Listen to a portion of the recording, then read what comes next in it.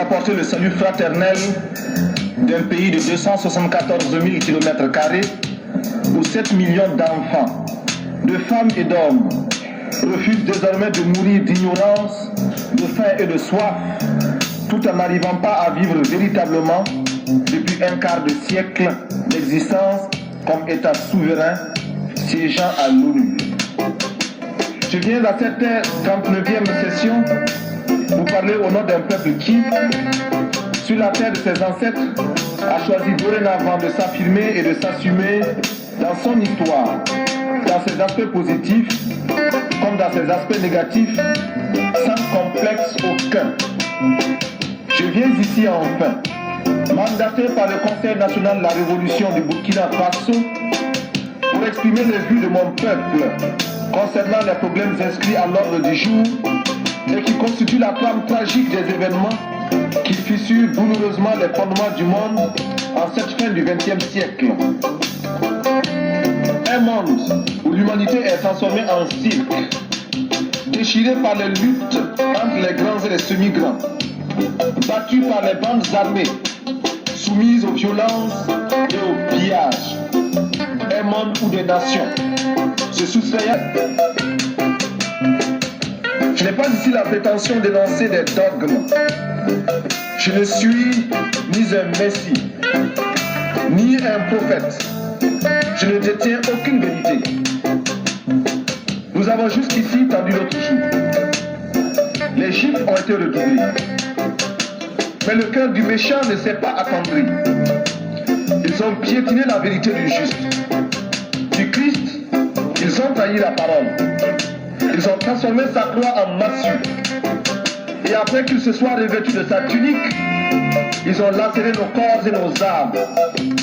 Ils ont obscurci son message. Ils l'ont occidentalisé. Cependant que nous le recevions comme libération universelle. Alors, nos yeux se sont ouverts à la lutte des classes. Il n'y aura plus de chiffres. OMD Afrique. Je ne suis ni un messie, ni un prophète. Je ne détiens aucune vérité. Nous encourageons l'aide qui nous aide à nous passer de l'aide. Nous avons choisi de risquer de nouvelles voies pour être plus heureux. Nous avons choisi de mettre en place de nouvelles techniques. Nous avons choisi de rechercher des formes d'organisation mieux adaptées à notre civilisation, rejetant de manière abrupte et définitive toutes sortes d'éthiques à la hauteur de nos ambitions.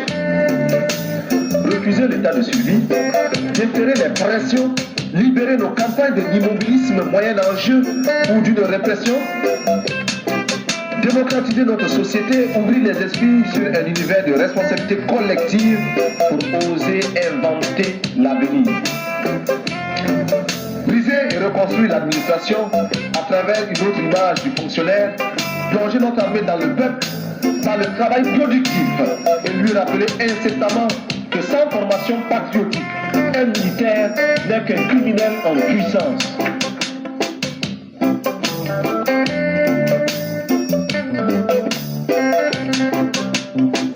Plus rien ne se fera sans la participation des Burkinabés. Rien qui n'ait été au préalable décidé par nous, élaboré par nous. Il n'y aura plus d'attentat à notre pudeur et à notre dignité. Fort de cette certitude, nous voudrions que notre parole s'élargisse à tous ceux qui souffrent dans leur chair, tous ceux qui sont bafoués dans leur dignité par une minorité d'hommes ou par un système qui les écrase. Permettez-moi, vous qui m'écoutez, que je le dise, je ne parle pas seulement au nom du Burkina Faso, tant aimé, mais également d'êtres qui sont dans les ghettos, parce qu'ils ont la peau noire, ou qu'ils sont de cultures différentes et qui bénéficient d'un statut à peine supérieur à celui d'un animal. Je souffre au nom des Indiens massacrés, écrasés, humiliés et confinés depuis des siècles dans des réserves, afin qu'ils n'espèrent à aucun droit et que leur culture ne puisse s'enrichir en convolant en noces heureuses au contact d'autres cultures, y compris celle de l'envahisseur. Je m'exclame au nom des chômeurs d'un système structurellement injuste et conjoncturellement désaxé, réduit à ne percevoir de la vie que le reflet de celle des plus nantis. Je parle au nom des femmes du monde entier qui souffrent d'un système d'exploitation imposé par les mâles. L'esclave qui n'est pas capable d'assumer sa révolte ne mérite pas que l'on s'apitoie sur son sort. Cet esclave répondra seul de son malheur s'il se fait des illusions sur la condescendance suspecte des maîtres qui prétendent l'affranchir. Seule la lutte libère. Je parle au nom des mères de nos pays démunis qui voient mourir les enfants de paludisme ou de diarrhée, ignorant qu'il existe pour les sauver des moyens simples que la science des multinationales ne leur offre pas, préférant investir dans les laboratoires de cosmétiques et dans la chirurgie esthétique pour les caprices de quelques femmes ou d'hommes dont la coquetterie est menacée par les excès et qui louchent furtivement vers l'abondance amoncelée dans une boutique pour riches. La boutique protégée par une épaisse vitre, la vitre défendue par une grille infranchissable et la grille gardée par un policier casqué, ganté et armé de matraques.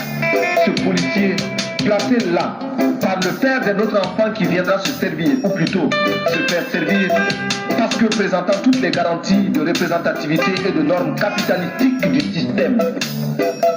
Je parle au nom des artistes, poètes, peintres, sculpteurs, musiciens, acteurs, etc.